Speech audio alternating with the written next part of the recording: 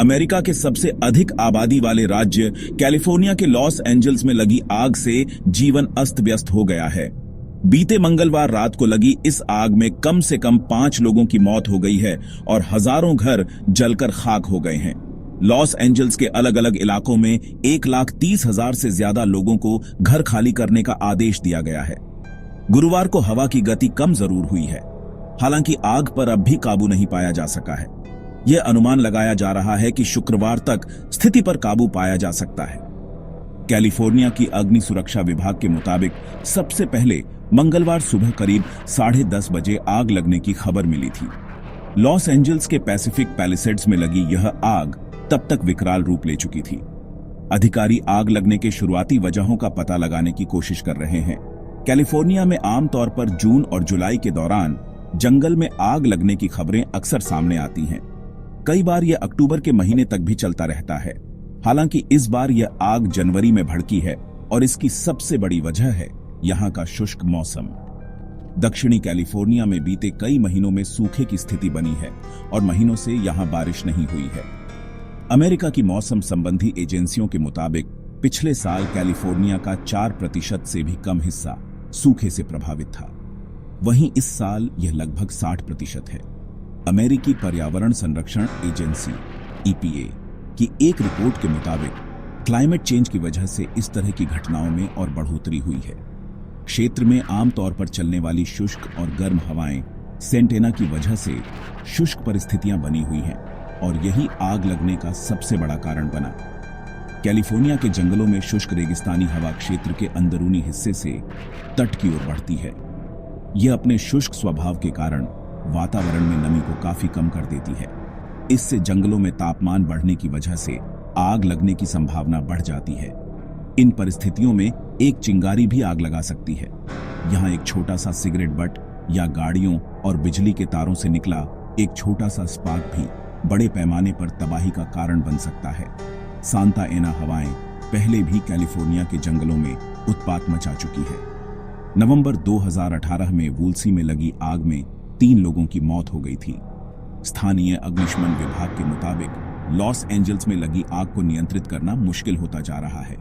California के governor Gavin न्यूसॉम ने बुधवार रात को एक एक्स पोस्ट में बताया है कि फिलहाल 7,500 फायर फाइटर्स आग को बुझाने के लिए मशक्कत कर रहे हैं।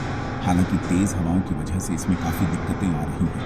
वहीं पैलिसेड्स में पानी की कमी के कारण कुछ फायर हाइड्रेंट भी सूख गए हैं। वहीं आग की वजह से धुआं भी आसपास के इलाके में फैल रहा है, जिससे वहां रहने वाले लोगों को परेशानी का सामना करना पड़ रहा है।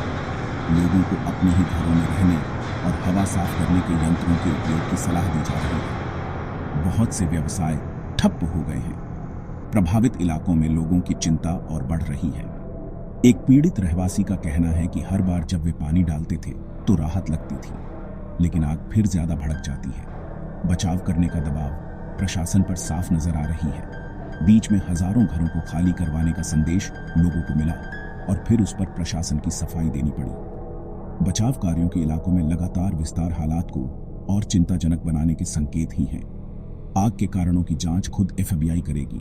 दूसरी तरफ जलवायु परिवर्तन को आगे के लिए जिम्मेदार माना जा रहा है, लेकिन कई लोगों को इस पर संदेह भी है।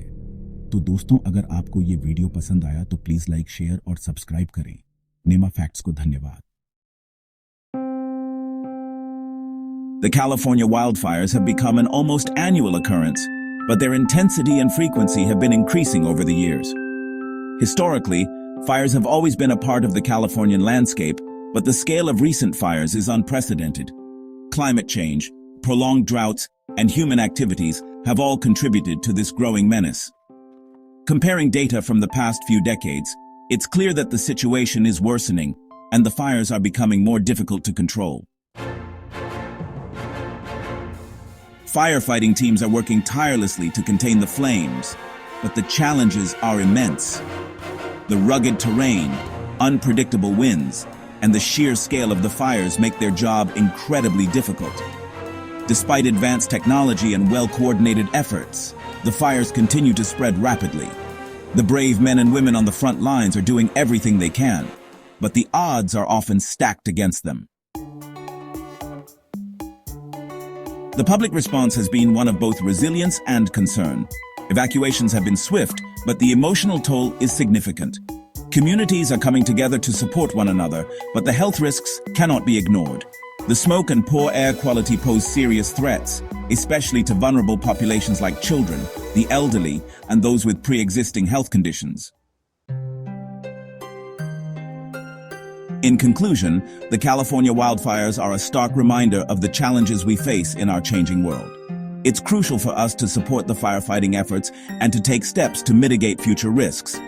We must all play our part, whether it's through community support, advocating for better policies, or making more sustainable choices in our daily lives. Together, we can make a difference.